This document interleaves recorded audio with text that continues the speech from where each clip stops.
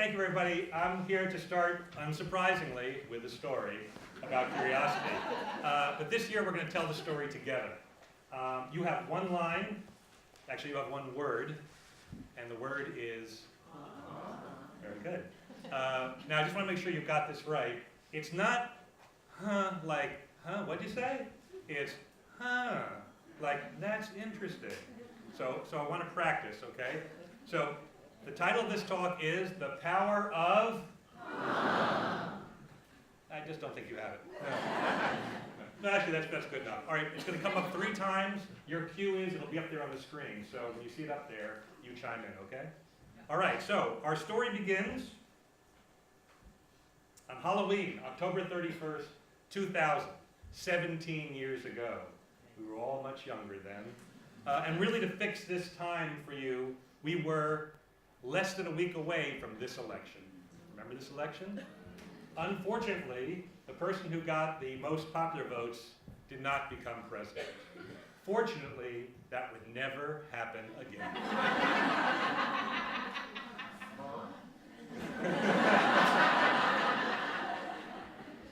Now, also happening at this time was the dot-com bubble, or the dot-com boom. Everywhere, dot-coms were exploding, all different kinds of companies.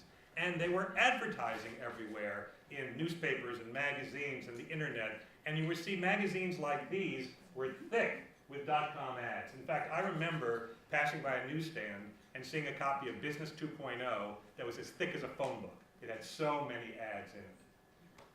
Okay, so back to October 31st, 2000. It's the morning, I'm in my kitchen, I'm reading the New York Times as I do every morning, and I hit the business section and I see this article in the advertising section. And it had this headline jumped out at me.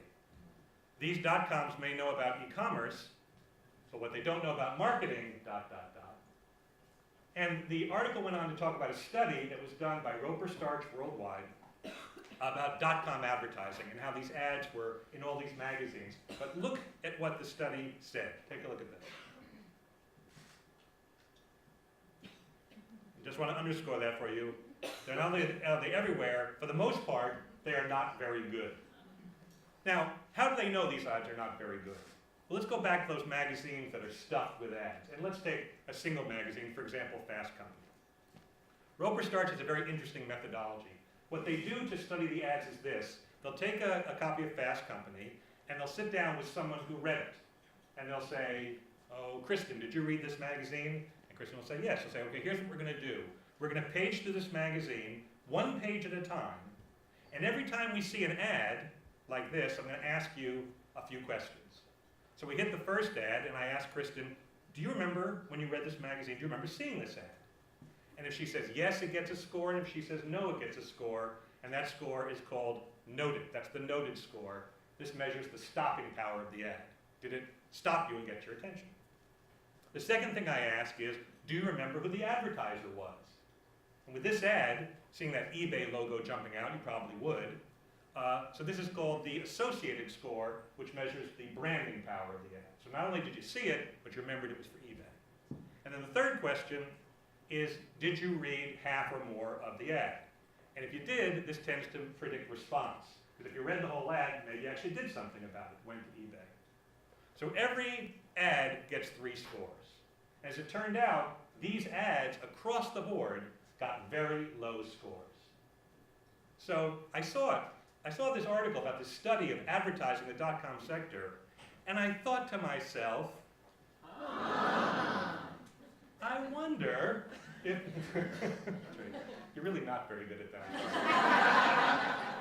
I wonder if they have done studies of other sectors, because it said in the article that they had done banking and insurance and automotive. I thought, I wonder if they've ever done a study of nonprofit advertising, public interest advertising, the field in which I was working. So I called up a guy mentioned in the article, a guy named Phil Sawyer from Roper Starch, and I said, have you done these ads? Have you ever done nonprofit ads? And Phil said, well, let me tell you how it works. When we go through a magazine like Fast Company, we do every ad in the magazine. So if we're paging through and we hit a nonprofit ad, like an ad for Planned Parenthood, we will say to Kristen those same 3 questions. Kristen, do you remember seeing it? Did you read it? Et cetera, and we'll get the scores. Now, if we're doing a study of .com ads, we'll take that ad for a nonprofit, we'll just put it in our data bank for later. But we'll do it for every single ad. And he said, and if there were, let's say, 3 nonprofit ads in that magazine, we'll do them all and we'll put them in our database. So I said, well, great, Stephen, you have all this research on nonprofit advertising. Have you ever done a study, collecting all that research? And he said, well, that's not an easy question to answer. We've been doing this for 80 years, so I'll call you back in a couple of days. A couple of days later, he calls back, and he says, well, yes, I looked through the files, and there are hundreds of nonprofit ads that we've collected over the years. We have the data. And then he said those words I'll never forget. He said, no one has ever called and asked us to sort for this category. So it's like, oh my God. It's like the research is there, you just have to ask. So I said, okay, I'm asking. And he said, that'll be $25,000. Well, at the time, my company was barely 3 years old. I didn't have $25,000. I barely had enough money for pens at this point, okay? So it's like, what am I going to do? So I had a friend who worked at the Pew Charitable Trust, Josh Reichert, and I called him up and I said, Josh, there's all this research out there just waiting to be had if we just had $25,000. Would you be willing to write a grant or give me the money? And he basically said, yeah, this is interesting, go get it. So we did the study. And the study came back, and here's the key takeaway from the study. Take a moment to read that.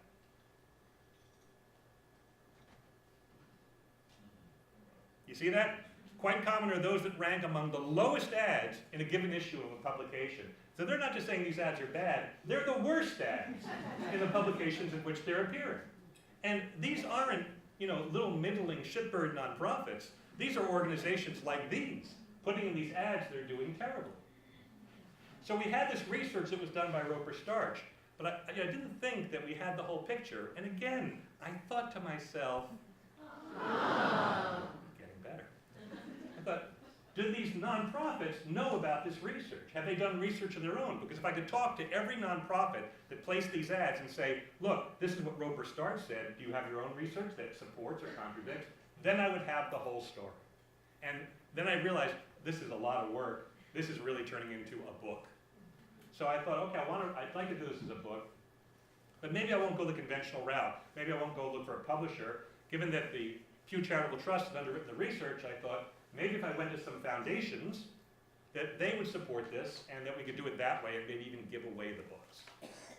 Well, when I ran that idea by a friend, Bruce Trachtenberg, he said to me, well, if you want to get foundations behind this, there's one person you have to go see, because if he gets it, he'll get his colleagues behind it, and this will be a go project.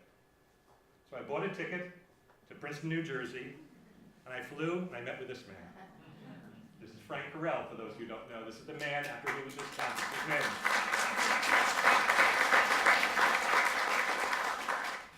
And Frank not only got it, he got behind it, and he got others behind it.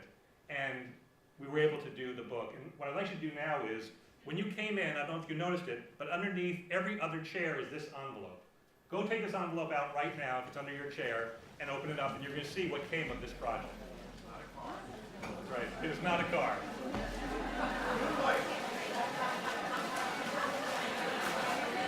So, this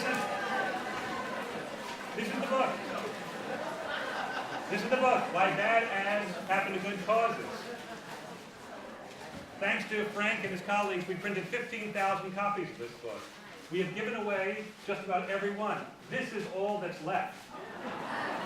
We didn't have enough for every single person here. That's why we put one between each seat, between each pair of you. So, listen, if between the two of you who are sitting around this book, if one of you wants it, one of you doesn't, the one who wants it, keep it.